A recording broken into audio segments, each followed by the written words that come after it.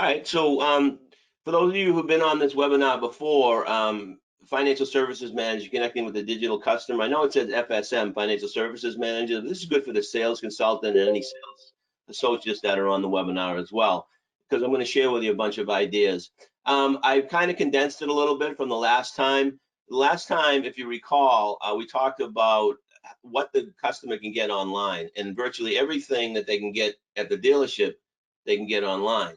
So knowing that, we talked about awareness and how important it is knowing what the customer can achieve online versus what they can achieve in the dealership is so important to embracing the digital customer. So today we talked about connecting with the digital customer, selling to the digital customer last time. Now we're gonna, I hope to connect to the digital customer this round. So let's rock and roll. Just tap that and see if that's working. Okay, so there's the slide. People buy cars online. It's that simple. I've often said that the brick and mortar is still important, especially with non-high line, your domestics and imports outside of the high line. A lot of cars are being delivered at the dealership. The customers are doing a lot online, but they're actually going to the dealership. I did this webinar for a client just last week, and it was I was taken back by the fact that, you know, we embraced this process throughout the COVID. We were forced to do things that took us out of our comfort zone. But now that things are winding down in a lot of parts of the country, people are going back to their old ways. They're saying to themselves that this isn't really needed. And quite frankly, I think you're wrong, okay? If you don't embrace this technology now and embrace what we're going to talk about over the next 40 minutes, shame on you, because seriously, this is the way of the future. And if it ever comes back in the fall and we're forced to shut down again, which certainly we all hope that doesn't happen, we have to be ready for this, okay? And we have to give the customer the choice of doing as much as they can online versus what they can do in the dealership. That's probably the most important component. If we force customers to come to the dealership and do the things that they could have done online, they might go to another store. So embrace these techniques and processes or tactics that I'm going to share with you. And it's, you know, once you get used to it, it becomes a habit and it's natural, okay? So there's so many outlets that you can use regarding video conferencing. Here's just a few examples. I mean, you can FaceTime, you can Skype, you can go to meeting. There's a thing called Ring. Look it up. These are all free, by the way. And all you need is one or two audiences. There's Facebook Live now, then there's Zoom, there's Join Me Meeting. Even Google's getting into it with Google Meet. So if you do a little research, you can certainly find a platform where you can video conference with ease. And all these video conferences, I want you to keep this one thing in mind, are as easy to get into as you did with this video conference. This is nothing more than a video conference. What we're doing right now is exactly what you can do with your customer, okay? So with that said, at the end of a sales consultant is going to do some things online along with the sales manager, and unbeknownst to the finance manager, this is going on. So it's important that you have a really strong transfer from the sale, from the point of sale, or while the sale is being manufactured, into the financial services manager's office. So we've given you some dialogue on the phone. You know, if the sales consultant's closing the deal on the phone, thanks for the business, Mr. and Mrs. Jones. The next step is I certainly need to have you speak to one of our financial services managers so that they can complete all the paperwork necessary to transfer ownership and put the car on the road. When's a good time for them to get in touch with you, and what's a good way to get in touch with you? Would you rather have them text you, give you a call, or email you? And then the financial services manager is now involved in the deal, and the customer is expecting that call. So online, if everything's being done online through a BDC center or an internet, or the sales consultant is just going back and forth in transcripts with the customer, you know, at the end when it's done, I'm in the process of getting your car ready for delivery. I understand you're coming in on Saturday to pick it up. Before I can get everything ready, I'm going to need to have one of my financial services managers get in touch with you.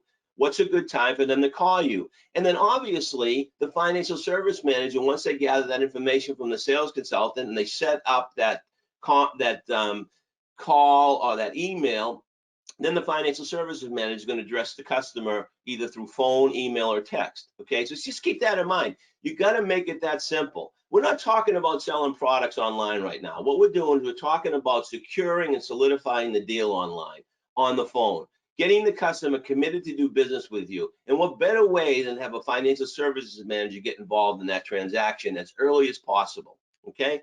So next step, a little bit of email suggestions that I've made in the past. And once again, you know, you're not writing this stuff down. You can always refer back to product prep, review the webinar, or we're actually putting this stuff online so they in PDF form. Is that correct, Damien, at some point down the road, so that they can just print it?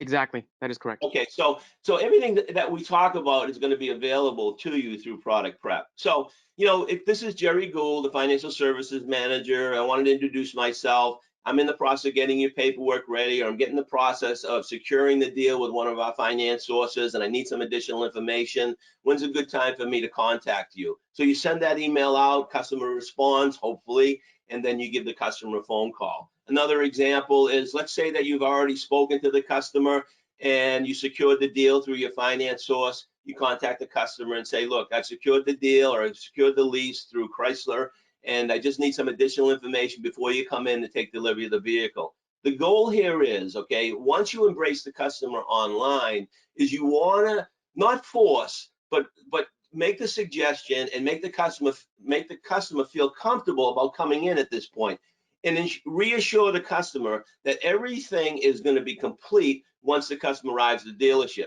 It's almost like you drive up to Best Buy and wait in line and hand the associate your slip that you already purchased the product online. They run in the store, they grab it, they hand it to you, they swipe your credit card right out there in the parking lot, and away you go. That's how easy you have to make the customer feel it's going to be. Seriously, look, I believe that most customers, we know that 80 to 90% of the customers, and maybe more now, do a lot of research and a lot of stuff online before they even step foot into a dealership, or before they even select a dealership. So just knowing that tells me that we need to embrace this type of technology, or this type of process.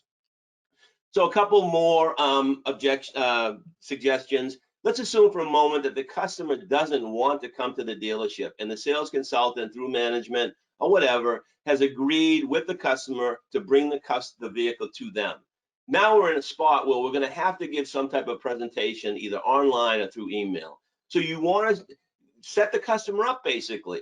So you say, Mr. and Mrs. Jones, I'm going to be sending you some information regarding enhancements to your ownership experience. I'd like to review them with you. What's a good time that I could call you, maybe Skype you, do a FaceTime meeting, or a go-to meeting, whatever you're comfortable with, so that I can review the details with you. So it's important that you set the customer up. If you have to, give that presentation online or through email. Now, keep this in mind. I definitely, like many of you out there, I'm sure, prefer to do it face-to-face. Now, what does face-to-face mean today? Face-to-face may mean they're sitting in front of you, but today, face-to-face may mean exactly what we're doing right now, because I'm facing you and you're facing me. So you can see my expressions, you can see my enthusiasm, so on and so forth. So it's important that you embrace those video conferencing suggestions that I made, so that the customer can actually see you and you can get into a much better dialogue with the customer that way. So congratulate the customer on your purchase. I think that's very important, that every customer that buys a car from you gets congratulated from a sales manager or financial services manager. Certainly the sales consultant has already done that. So end your emails or end your conversation with the customer with, once again, I want to congratulate you on the purchase of your new car or the used car. That's a great choice, and I look forward to you coming into the dealership. Okay, so what does a financial services manager do over the phone? They secure the deal, and then they do what we call the introduction. They gather and verify information. It's that simple. So the sales consultant has set you up, basically. They set you up with either email or phone. And what you need to do at this point is you need to contact the customer. Mr. and Mrs. Jones, on the phone, this is Gerry Gould from ABC Motors. You got a moment, or is this a good time? Whatever. I just want to review the details of the deal. I understand you're coming in Saturday to pick the vehicle up. I just need to verify some information before I print the final paperwork and have it ready for you when you come in on Saturday. Important here. Once you say to the customer, I'll have everything ready for you, make sure it's ready. Now, one of the things we need to determine online or through the phone is how the customer is going to pay for the vehicle. Now, I've talked about this often. If I know the customer is a captive audience, in other words, they're financing and leasing with me, there's no need to ask them how they're paying for the car. Just go through the assumption that they're financing or leasing it. But if a sales consultant informs me that the customer has decided to go to their credit union, they're paying cash for the vehicle, I want to try to secure that deal. I want to try to get that customer a captive, become captive. So I have to go through some sort of credit union conversion or cash conversion. And we've made plenty of suggestions over this past several weeks with regard to how to do that. And I'm going to review a couple of them. We've also have available to you some of the Excel spreadsheets that I share with you with regard to compound interest comparisons versus simple interest comparisons, multiple payment comparisons. So you're working the customer online to determine what products fit into their so-called budget or what they can afford to spend. So we'll talk about that. Okay. So verify the transaction by reviewing the paperwork with the customer. Great suggestion here. A tip is to PDF, because you can PDF all the forms that you have. And if you don't, get Adobe and make sure that you can make them fillable. I know that some states still require ink signatures on certain documents, but you can go as far as you can with those documents that don't require an ink signature and can do a digital signature. So send it over to the customer, review them one by one in some type of PowerPoint presentation. In fact, through any type of video conferencing, you can show that PDF on file online. So you want to gather information about your customer. Now, what type of information am I talking about? I'm talking about information that will help you to sell more products to the customer, get a better understanding of how the customer is going to use the car. And I'm not talking about an interrogation. I'm talking about simple stuff. You know, everything, you got to make it conversational. So, we can talk about the whole introduction. Are you going to be the primary driver? And the reason I'm asking that is going to make sure I'm asking the right questions to the right person. Did you have an opportunity to test drive the vehicle? You're aware the vehicle has 35 miles on it. How many of those miles did you put on it? What do you think of all the technology? How did you like the ride? That's a great choice. Where do you feel you're going to service the vehicle, and how often would you like to service it? Great. How many miles a year do you drive? How long do you plan on keeping the car? That's a beautiful car. Do you plan on garaging that vehicle? What's your insurance deductible? So on and so forth. Try to make it as conversational as possible. Jot everything down. Don't commit it to memory because you're dealing with multiple customers. Write it on the deal jacket and then get ready for when the customer comes into the dealership, because that's when you're actually going to present the menu to the customer, unless you're forced to present the menu or option disclosure to the customer beforehand.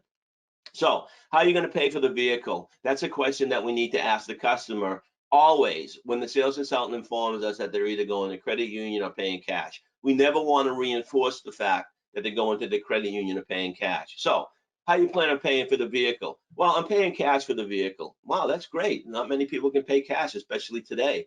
And then you ask the customer, why would you put your hard-earned money in jeopardy? I want you to think for a moment about that question.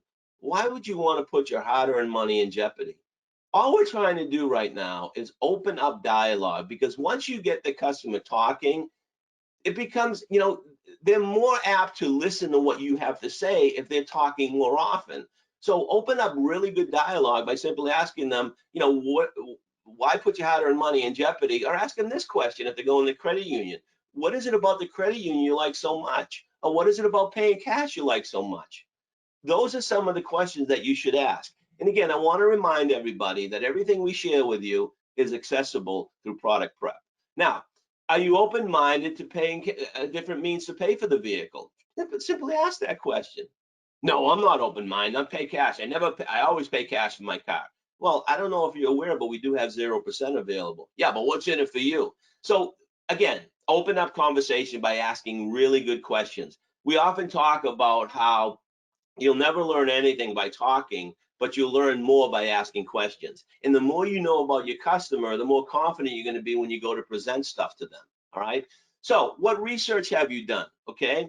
For example, we know that customers, once they select a vehicle online or through the internet, they're going to have the opportunity to research lenders. They're going to have the opportunity to research their trade. There's so much research that they can do, get their payoff, so on and so forth. We've discussed that in previous webinars. So you want to ask them, what research have you done and what have you found out? Okay?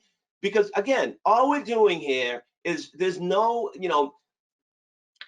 smoke and mirrors. It's straightforward conversation with the customer, okay? And we'll open up better dialogue.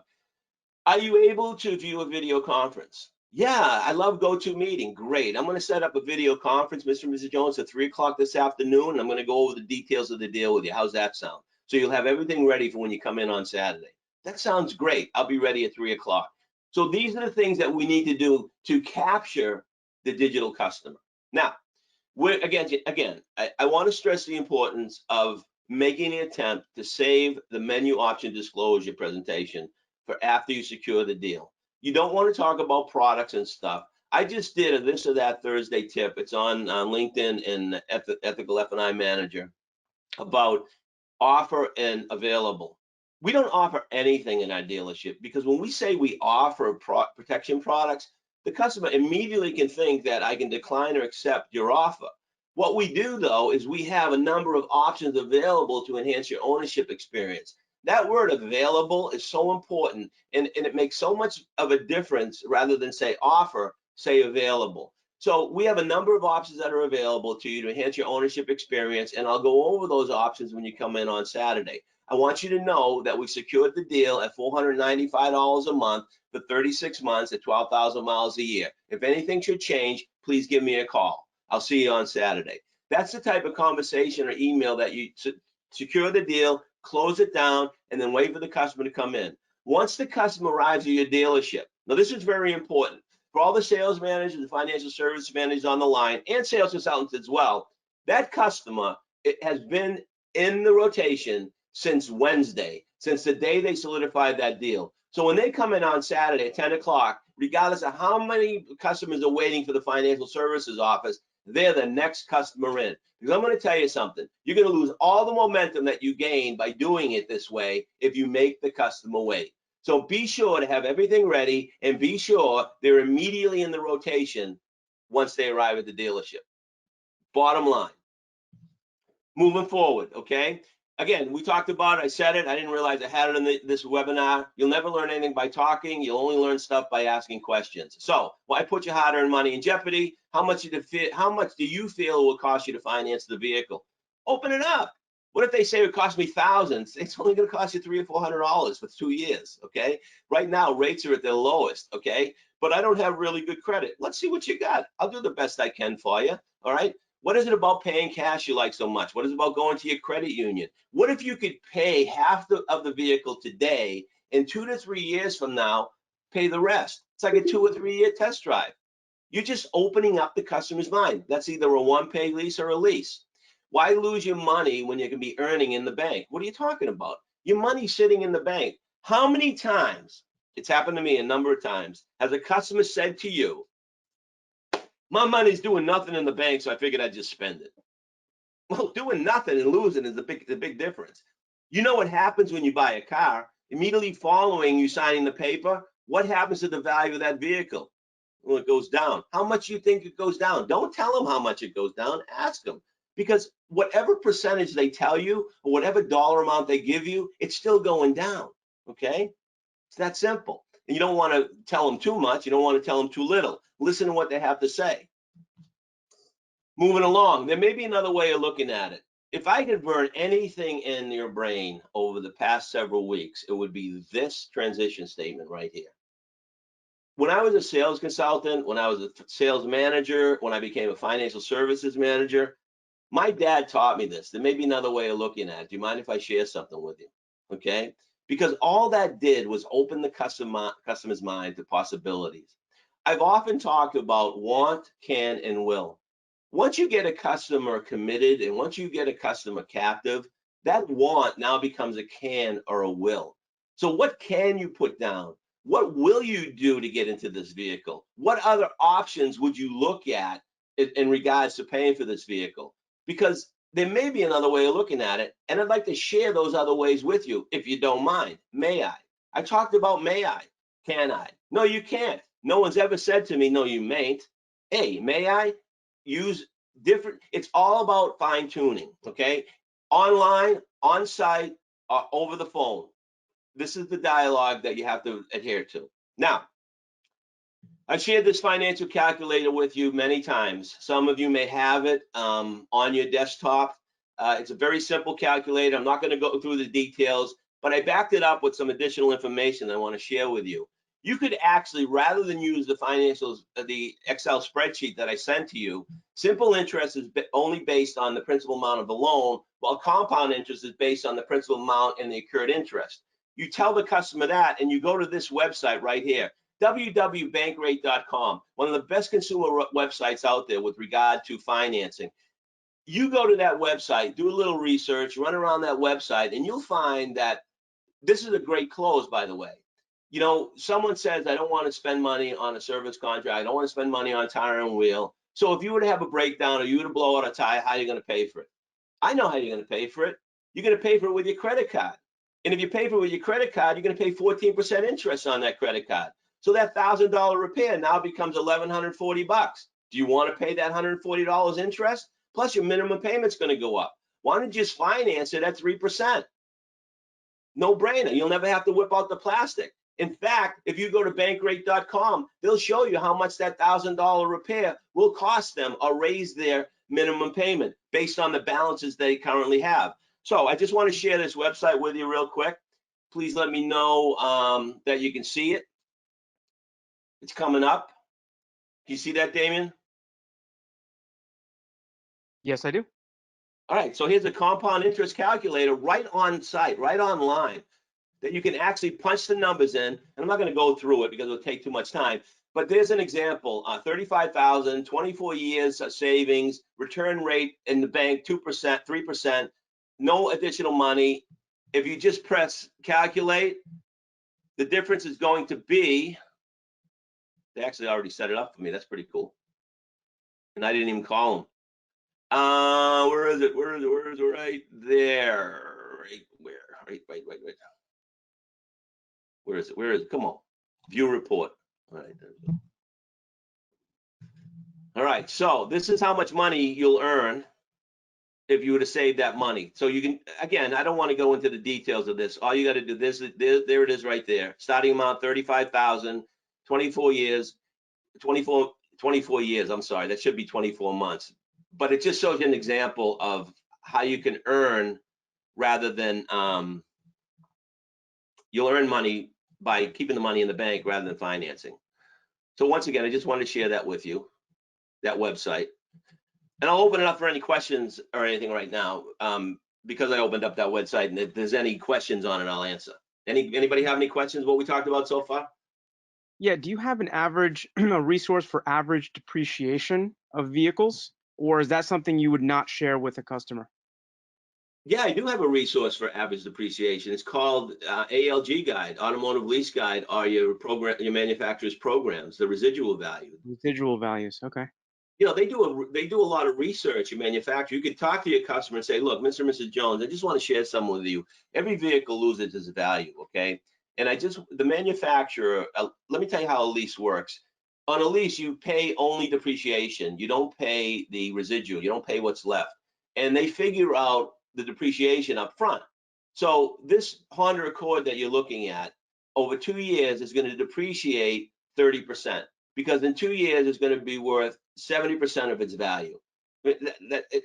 I'm just using an example here, and it's right in the book. It goes right down to the model and sometimes even the equipment or the MSRP. So there's nothing wrong with showing your customer the lease programs that you have, or an automotive lease guide to show the customer how vehicles depreciate. And once they buy into that, then you can tell them, why should you eat the depreciation? Why don't you just pay for the depreciation up front and then decide in 2 or 3 years whether you want to pay for the residual, what's left? You have that option. In fact, a lease has a win-win-win option. And again, this is the conversation I can have over the phone with the customer if I can back it up with this information I'm sharing with you through a video conferencing.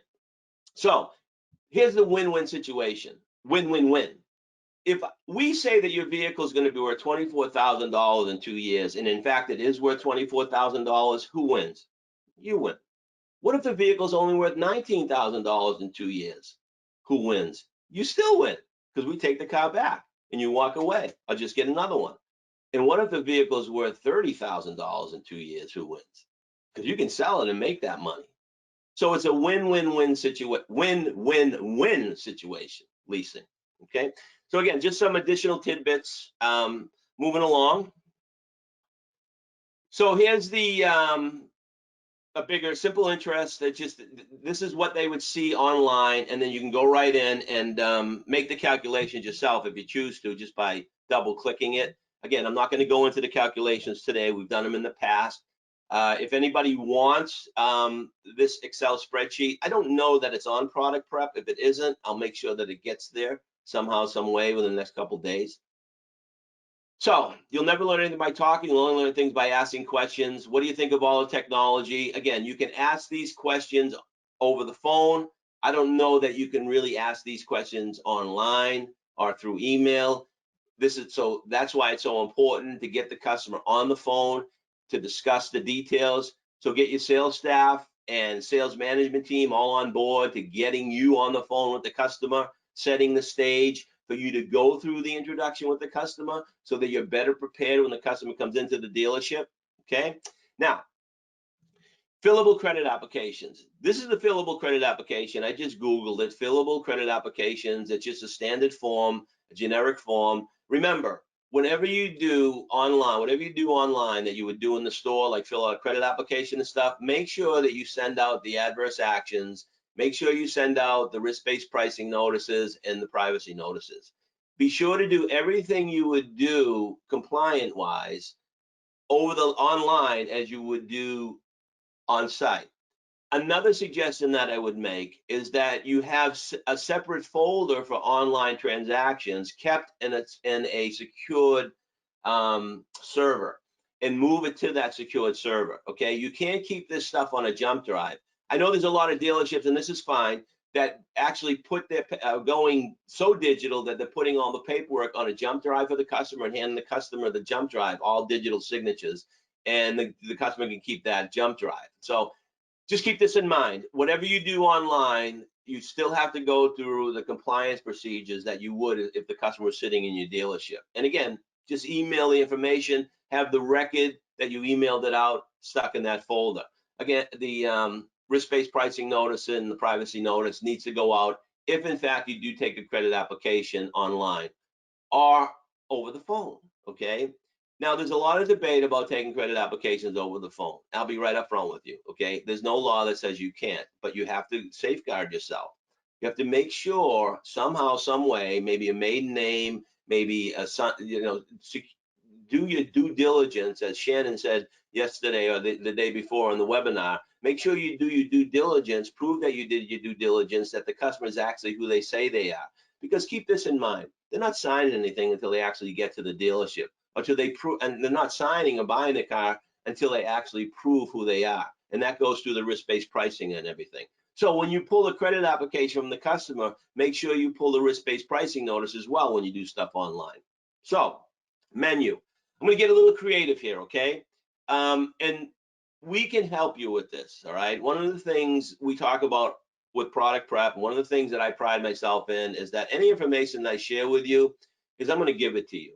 If you want to email me, you want to call me directly, send, whatever you want to do, whatever assistance you need in making some of the things I'm going to share with you in just a couple slides, or some advice on how to present, don't feel free to call me or email me. Okay, I'll gladly reach out to you and give you as much information as I can. This is just a typical standard menu. You could actually show the customer this menu and review it online.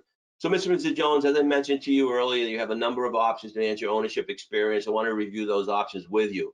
And there's a vehicle service contract, there's tire and wheel, and then again, you can explain the benefits and features of all these products in a telling manner, and then go to the selling manner to go to close the customer. So I got a little creative. Here's how I got creative. So I have this customer, I said, there's a number of options that are available to you, Mrs. Jones, and I want to share those options with you. First off is the vehicle service contract.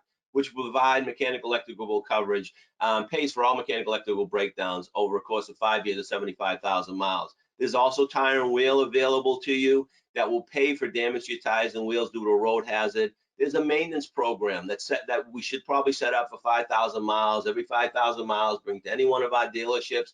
They'll do a oil filter change, top off the fluids, do a 20-point vehicle inspection every 5,000 miles. Then there's the key replacement, which does pay for keys if they're ever lost, stolen, or broken and need to be replaced or repaired. Windshield coverage is available that will pay for minor chips or cracks in your windshield. Fabric and paint is available. It's the only thing that really protects the vehicle against the elements, interior and exterior protection, microbial and everything, all that stuff. Paintless dent removal, which will send a technician out and surgically remove those minor dings and dents in your vehicle. Then there's a theft program that will pay you up to a certain dollar amount should the vehicle be stolen, not recovered. There's GAP, and then there's a bundle product. You can actually bundle everything, and I'll go over those with you. So you can get really creative by doing illustrations like this. You can get a little bit better, more creative in doing something like this.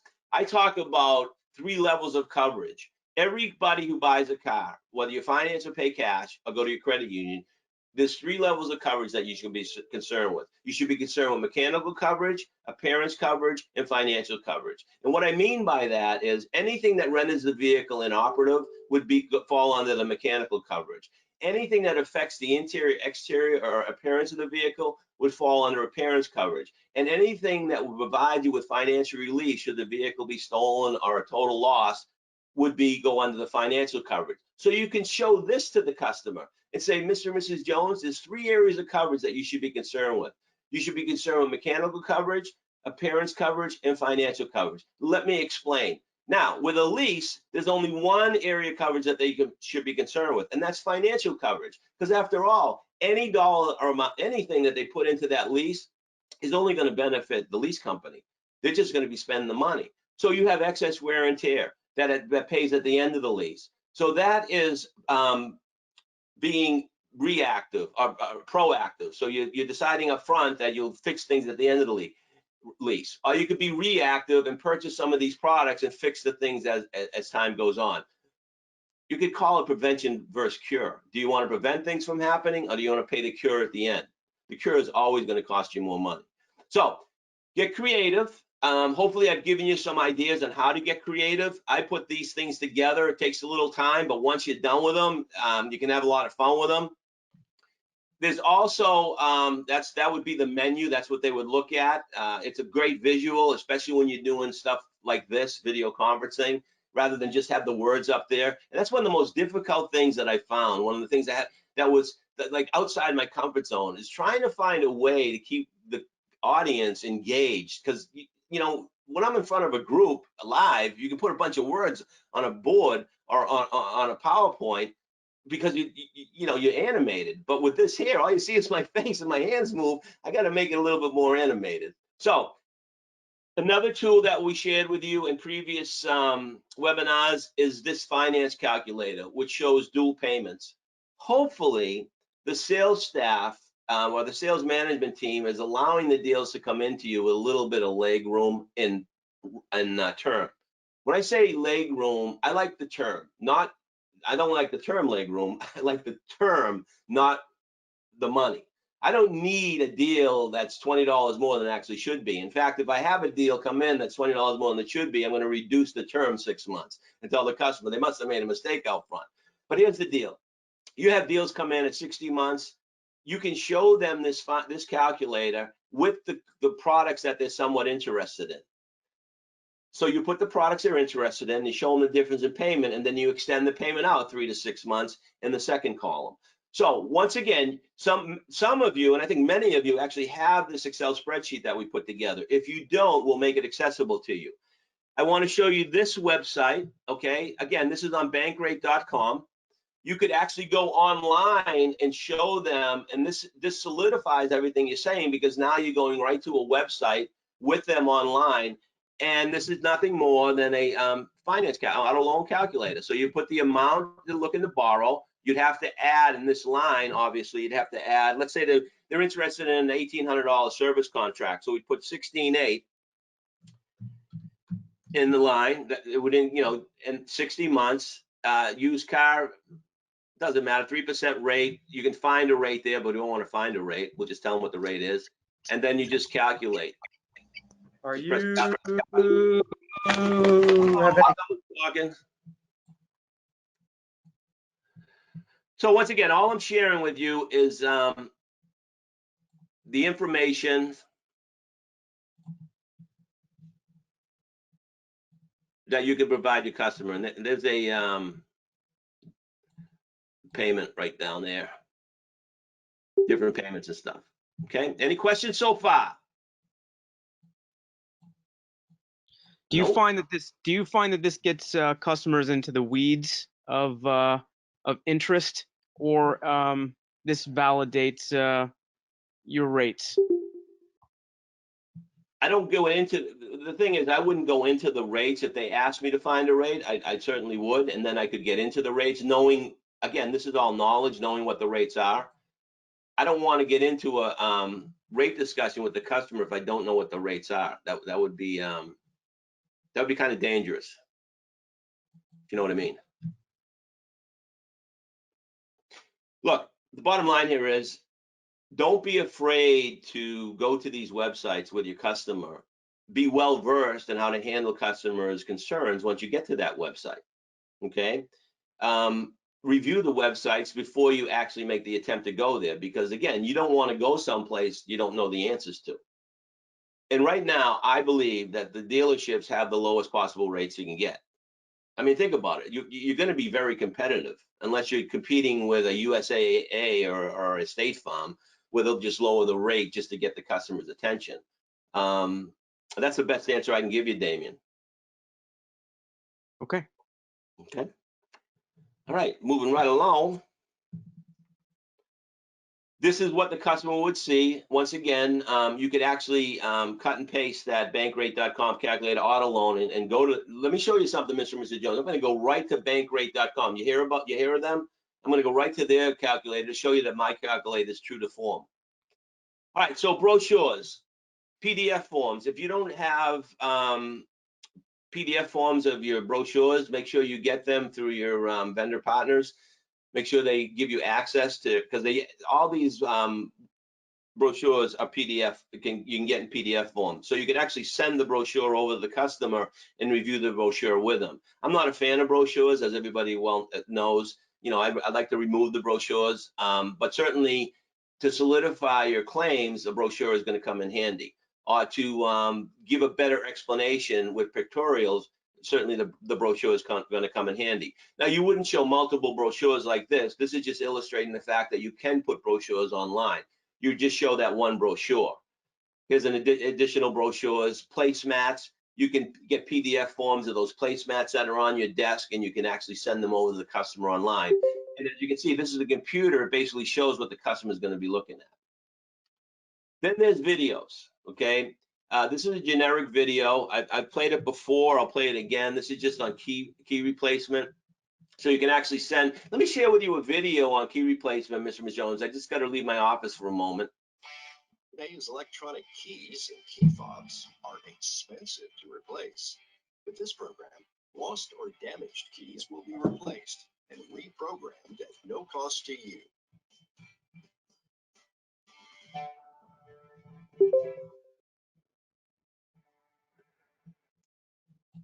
Again, Today's electronic. All you're doing is getting the customer's attention. That's it. So if I were to recap, which I didn't have the recap slide here. I have the recap slide here. What a shame. Nope. All right. So if I were to recap, step outside your comfort zone, get used to a video conferencing tool, and get really handy with it. Set everything up in PDF form. You know how you set up your file cabinet and you have all your forms in a row? Set up a file for each type of deal, cash deal, lease deal, credit union deal, where you can actually send those PDF forms over to your customer. I know that there's a lot of menu providers out there that allow you to do digital signatures online.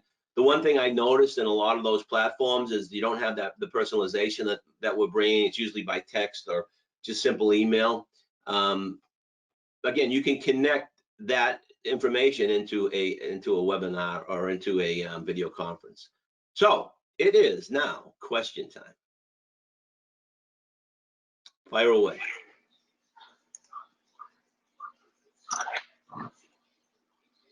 Gerry, quick question for you. I just wanted to ask you, will some of these documents be on the website so I can get them, because they're awesome stuff?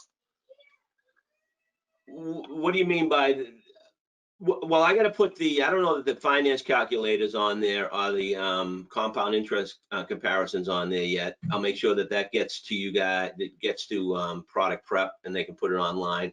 As far as the brochures, I mean, I think for the agents that are on product prep, they should have a portal that allows a financial services manager, anybody, to go in and grab a PDF form of the brochure. I think that would be important. That's a good idea. Damien, I think that would be a great idea. Todd, yep. But all the information I'm sharing with you with regard to the word tracks and the processes, yeah, it's all on product prep. I just wanted to confirm. All right, great. Love it. Cool. Any other questions? When you're sending over the presentation, include price or don't include price for products? Well, transparency is transparency. You can't fake transparency, so I definitely would include price. And once again, why don't you include price, okay? On a menu, why don't you include price when you're displaying stuff to a customer? Because you don't know how to handle price. You're afraid that the customer is going to focus on price. Look, if you build value, everything that I share with you in this webinar leads up to value. You have a value proposition. It's not just the value of the vehicle. It's not just the value of the product. You bring value to the equation too, by your transparency, by you being upfront, by your knowledge, by your confidence. That's what customers, you're like a magnet now. And people appreciate that. People appreciate upfrontness. Don't be afraid. How many people are going to look at a $2,800 service contract and say, nah, it's $2,800, I ain't buying it. There's going to be people that are going to do that. But if you display an aurora of confidence and enthusiasm, less people are going to do that. And when they do say, man, $2,800 is a lot, but look at all you get. What do you mean? Let me show you. And then you pop up a brochure, or you pop up a video, or you get into a conversation with the customer. Stories, true stories. You never have to remember the truth. There's nothing wrong with telling a story. There's nothing wrong with looking at someone and saying, folks, I have a customer who felt the same way you do, and I want to share the story with you. They were a little hesitant in buying a service contract. And, it was a used car. The car had 38,000 miles on it. Whatever, okay? Real life stories, tell the customer, and that will influence them to move forward. Next question. Hey, Gerry. So earlier you had mentioned, calling them to kind of, as a financial service manager, calling them to somewhat review the deal. And, we were stating like, all right, we know you're coming in Saturday. So I guess really my question would be, as a financial manager, when we know we don't want to discuss everything or as little as we have to over the phone, if they're already scheduled to come into the dealership, is it worth making that phone call to make yourself susceptible to the questions that you're going to have to answer, as far as, did I get my exact payment? What was my rate that came back? So I guess that's where I'm a little confused. If they're already scheduled to come into the store, is it worth putting out that risk of having to have conversation over the phone instead of face to face? Okay, I'm going to answer it two ways. First of all, yes, it's really important that you contact the customer and you explain to them that you secured the deal. This is the interest rate. This is the base payment. Okay. When you come in on Saturday, there's a number of additional options to enhance your ownership experience that I'd like to share with you. They're your choice, but I'd like to share with them on Saturday. Would that be okay? Yeah, that's fine. No, can you tell me about them right now? Sure, I'll give you a brief detail of what it is, and then send them over a menu, and then you're going to redo it, go over it again on Saturday. The thing is, what we need to do is we need to stop being afraid of going down that road with the customer, because if you don't go down that road, you stand the chance of the customer going down the road themselves. And what I mean by that is, once you secure a deal and the customer's coming in on Saturday, maybe you made a little bit of contact with the customer, or maybe you didn't make any contact with the customer and you're just waiting for them to come in on Saturday and then go through everything. In the interim between Wednesday and Saturday, or Thursday and Saturday, or Friday and Saturday, or 10 o'clock in the morning on Saturday and 3 o'clock in the afternoon on Saturday, there's one thing going through that customer's mind. Now that I bought the car, how am I going to pay for it? Okay, let me do some research. Let me make sure I made the right decision. And through their research, they're going to be directed to a number of sites that are actually going to undermine your effort once they get there at 3 o'clock on Saturday. That's my point. If you open the door and you're friendly enough, you're welcoming enough, you show enough confidence, and you end the conversation, if anything should change, please give me a call. You know, that customer is going to give you the opportunity to redeem yourself, I believe. In other words, they may go and seek additional information based off the information you gave them, and they may find a better rate somewhere, and they may find a lower cost service contract that you sold them on the phone. But I think through your willingness to be transparent, I think more often than not, they're going to give you an opportunity to better the deal or sweeten the pie. Look, you know, last week's webinar, last Thursday, I talked about buying a bike, you know, and this is relevant, okay? I went to a number of stores. I did a lot of research. I didn't want to spend a lot of money, Steve. I wanted to spend under $1,000 for you know, a road bike that I could ride down the trails here in Florida. I did research. I went to Dick's, 3 Dick's, all bikes were sold out. Damien told me go to a bike shop. Doug Varellen, a friend of mine, told me to go to a bike shop. I go to Racer's Edge, Dunedin, and I go in, and the associate there is a mechanic, says the sales consultant's off today. What can I do for you? I said, I'm looking for a bike under $1,000. He goes, this is one of the best bikes you can buy for under $1,000. He showed me 2 of them. I ended up buying the bike. This guy was so knowledgeable about bikes and listened to it was so thoughtful, gave me the Dimpty, okay? I felt I did matter to him, okay? I ended up buying the bike. That was it, okay? First bike shop I went, first bike I bought, all right? I didn't need to go anyplace else. I didn't double, and then I went and double checked. So I paid $70 more for the bike at a bike shop. It didn't matter to me. It was a good experience. And that's the point I'm trying to make here. That's the whole point from the beginning of this webinar, is that you have to make the experience today, especially today, very comfortable for the customer. No smoke and mirrors. Everything's got to be upfront, transparent, and direct. You're going to make, that's what people want. Seriously, look, if anybody's an old school car dog, I am. I've been in the business, I don't want to say how long, but it's been over 30 years. And believe me, I'm redeeming myself. You got to be relevant. And to be relevant today, you got to be transparent. That's the best way I can answer it. It sounds like there's no substitute for product knowledge and becoming an expert in your field, right? Oh, without question.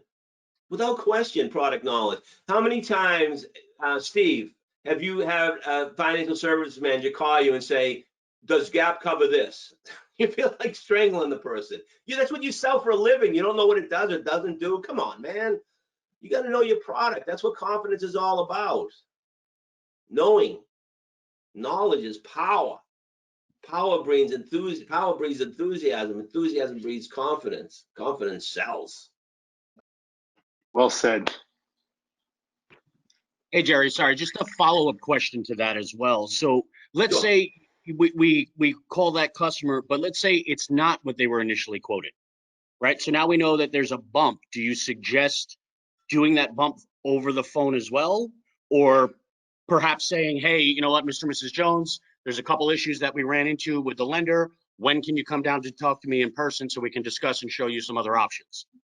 Okay, there's 2 scenarios you just painted for me. One scenario is the customer has good credit. One scenario is the customer has bad credit. A rate was quoted to the customer that we can't get. That's a whole different story. The conversation that ensues is exactly what you just said. Come on in and let's discuss it, okay? I prefer to discuss it because if you discuss it on the phone, you try to avoid discussing it on the phone because obviously we know if you discuss it on the phone, they're liable to cancel everything and go someplace else. So yeah, that's something that, you know, I have everything secured, but there is some additional information I need to know, and I'd like to discuss it on the premises when you can come in. I agree with that. The second one, if everything is right, in other words, you got a bump because the customer was quoted wrong, you know, they were quoted 2.9 and you can't get 2.9 because of the programs that are out there, and the customer has good credit, then I think we need to take the sales manager, whoever quoted that 2.9 or structured that deal, into an office and train them. Everybody has to be on the same page. You know, we talk about process. Process, what is process? Someone asked me the other day, why is process so important in the dealership? Well, think about it. Process is it accentuates all the P's, the essential P's. People. If people follow a process, they're better people. You retain them long. Perfection. If you follow a process, you become more perfect. It's easier to handle things. What else? Pleasure. Process brings pleasure, because when you follow a process, everything's smooth, so you feel good about it. So, you know, it's all about process. Everybody's got to be on the same page. This going back and forth about, you know, that's why we have a bad reputation in the business. And if I'm off base here, let me know. If I'm not thinking the right way, let me know. Precise and direct is the right way to go. Mr. and Mrs. Jones, in order to buy this car, this is what you need to do. We make a mistake, and we talked about this many times in our sales managers webinars, as well as our sales webinars, about sales consultants being forced to say how much you want to spend, how much you want to put down, and how much you want for your trade. What we need to do is we need to start setting the figures based on the information that the customer gives us. Now, we talked about at the end of a test drive, or once a customer commits on a car, how do you want to do this? You want to base it on average credit or your personal credit? And once we determine how the customer wants to deal, if we dealt with it on average credit, sure, I can make that call as a finance manager and say to the customer, you know, this deal was put together based on average credit. After running your credit or sending your credit over to the lender, we found a couple glitches. I'd like to discuss them with you. Once again, at the dealership, when you come in, it's going to change the payment just a few dollars, not a lot. Well, how much? Just a few. Again, try to figure out the conversation. But the bottom line here is we need to set up a process that allows us to give figures to the customer, real figures to the customer, so that they can make intelligent decisions and we can make intelligent conversation with them. Again, it's a difficult question to ask if I don't know your process. So I'm trying, you know, it might be, you might think I'm spinning around, but I'm trying to give you the best answer that I possibly can. Well, I guess that wraps it up. That wraps it up. So, Gerry, what are we doing tomorrow at 12 o'clock? 12 o'clock, we're doing, you know, I'm glad you asked. Welcome. My name's Gerry Gould. I'm here for sales or service. We're going to talk about a really good meet and greet. Mostly sales consultants, but we'll throw in a little financial service manager and sales manager and appraisal. How to meet and greet your customer while the sale is being manufactured. Okay? That's what we're going to talk about. We're going to talk about how to meet and greet a customer on the premise, online, and through the internet. That's what we're going to talk about tomorrow. 20, 30 minutes tops. It's going to be fun, fast and furious, and very informative. Awesome. Okay. Lastly, following up from last week's homework, is there anyone out there that would like to share the success story of coaching for performance, taking a survey, listing 3 things to improve upon, and then applying the SMART and the goal process to that situation? We're also going to open this up tomorrow at 12, but if anyone would like to share, there's a $250 gift certificate on the table for you. Nice. That's exciting, right? 250. Right? 250. That's a lobster dinner. You have to be in sales to have an example? No. This is Shannon. I was just messing with you. Oh, Shannon. Why, you got an example, Shannon? You know this. We've been coaching our whole life. There's always examples to stuff like Oh my this. God, I have so many examples. We got It's a lot amazing. of feedback. It's amazing how different people react when they actually write it down themselves and, you know, and then apply it and come back, as opposed to being told. Yeah. You know, there's a saying that someone gave me. Actually, Steve, you were there when I was given to me. A true character of a person is what they do when they're unsupervised. Remember that? I do. It was a good That one. was unbelievable. I mean, that's stuck in my brain. The true character of a person is what they do or how they act when unsupervised. It's definitely a great quote. It is. And you and I both know in this industry, it's accurate, right? It's not what the finance guy does when I'm there. It's what does he say after I tell him what he's supposed to say, and then I walk out of the office. That's a good point, Shannon. That's a really good point. So true. So no Did one you has say a it? I story. said it just like I was going. You told me to say it. You know. That's awesome. Turn right onto US 36 East. All right. So I guess we'll have to save the gift certificate for next time, huh? We will. I mean, we got a lot of feedback about the coaching for performance and how impactful it was. A lot of people were, you know, I think this is a great exercise for dealers to take, and hopefully they're doing it. And I would love to hear a success story. Cool. We'll do that again in a couple months, actually, or a couple webinars. We'll do that again because I like that session as well.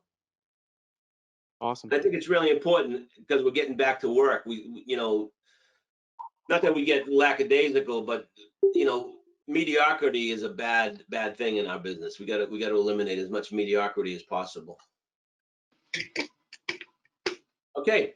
Well, I enjoyed that. I hope you all enjoyed that, and we'll see you next Thursday.